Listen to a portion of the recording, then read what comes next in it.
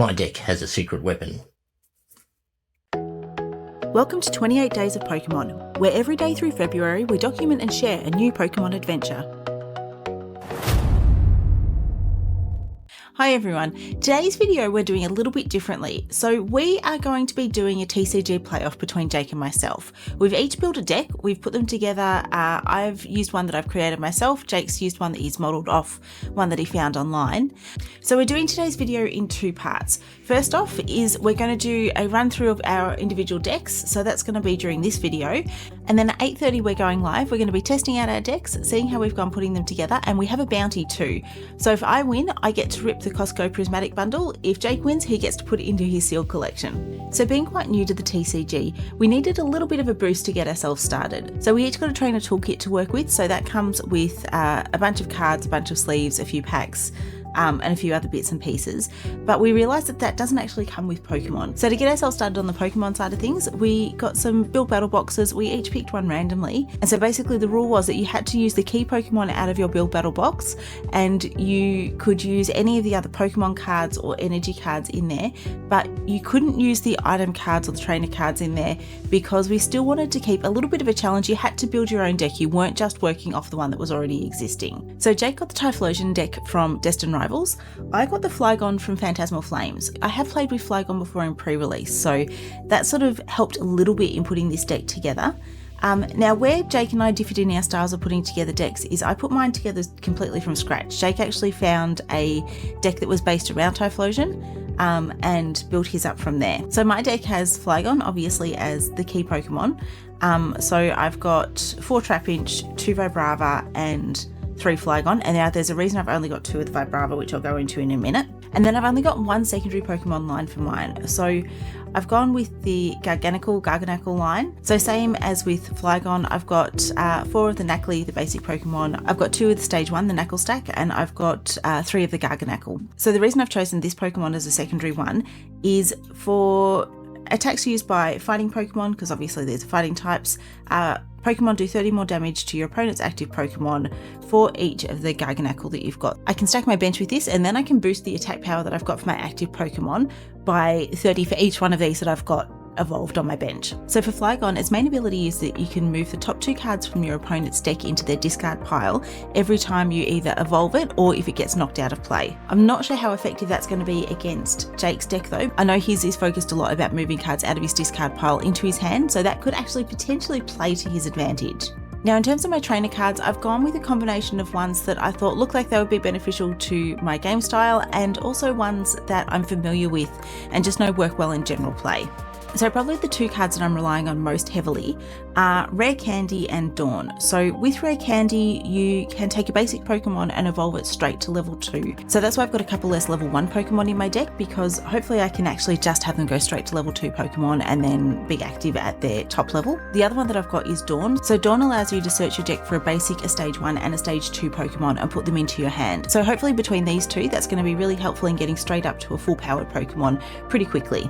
So I have 4 of each of those. I've got 4 Fighting Gong, which just allows me to search for a basic fighting energy or a basic Pokemon and put it into my hand.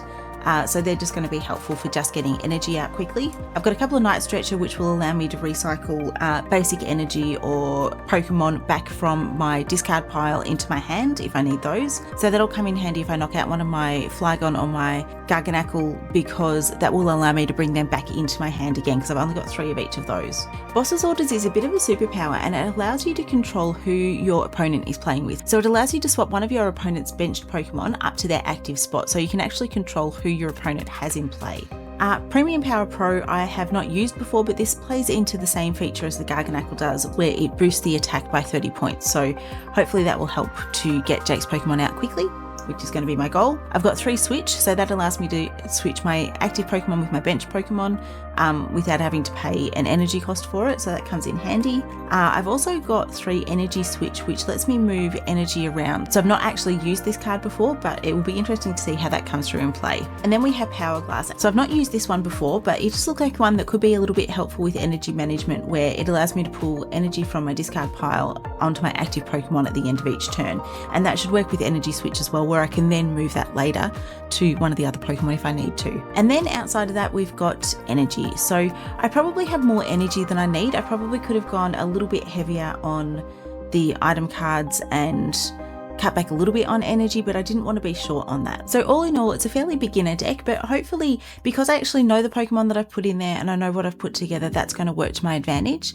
I think that one challenge that Jake's going to have is because he's working with a pre-made deck and he hasn't necessarily chosen his own cards for it, he's not going to be as familiar with how to actually play that deck. So that's kind of probably the one strength that I have over him, but I have seen his deck and it is a pretty stacked deck. If he plays it right, then I think I'm going to be in for a rough time. So I'm not sure if I'm going to be ripping into that prismatic pack or not, but we'll see how we go.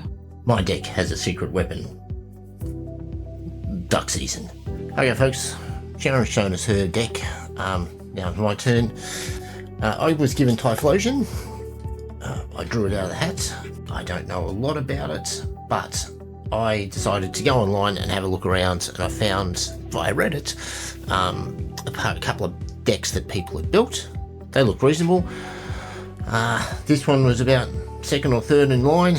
I went through it and had a look at it. So naturally, of course, it starts with Typhlosion, and he's got, interestingly enough, he's got 3 Typhlosion, but he's also got 4 Cyndaquil and 4 Quinlava. Quinlava, yes, it's Quinlava. They're the evolutions for the Typhlosion. So I'm assuming that he's trying to stack the deck with Typhlosion. This attack does 60 more damage for each of Ethan's adventure cards in your discard pile. My pile has a bunch of Ethan's adventure cards. I think there's 4 or 5 in there.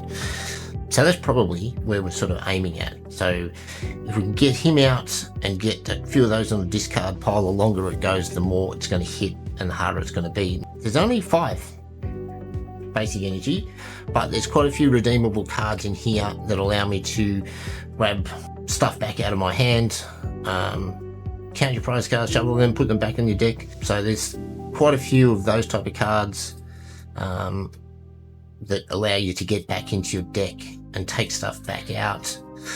There's a few defensive cards and a secret weapon. I'm not sure what the secret weapon is, but like Psyduck, how can you lose? So I don't think Sharon's got a Psyduck. I think that's game over, really. I think this will be an interesting match. Sharon has played a lot of card games and a lot of strategy games and a lot of this type of stuff all of her life. She's always been into it. Me, on the other hand, I've always been a hands-on person. I played a lot of sport, done a lot of like mindless racing games, not a lot of strategy stuff. I do enjoy the strategy stuff, so I'm at a disadvantage there, but I've picked a deck that has been pre-built and has some track record. Whether I can play it or not, whether I can use its strengths or not, it's another thing. Sharon did help me put it together because we had to find a lot of cards. That could be into her advantage because she knows what's in my deck and she's not stupid. She's going to work out what she needs to do to counter the cards that I've got. She's also going to understand what she can do to beat the cards that I've got. Me, on the other hand, I'm just going to be relying on a bit of luck and the fact that this deck seems to be way better than hers. Anyway, let's see how this goes. Wish me luck. So there we go. Showdown starts 8:30 tonight. So come along and join us live if you're interested. You can cheer on your favourite trainer, see how we go. And yeah, we'll catch you then. Bye.